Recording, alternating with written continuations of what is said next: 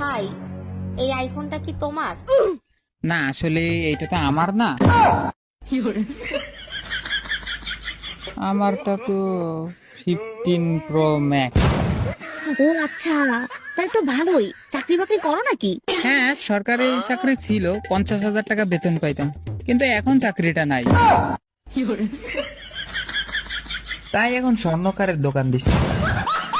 তো স্বর্ণকারের দোকানে তো অনেক ইনকাম, তাই না? না, ইনকাম বেশি না,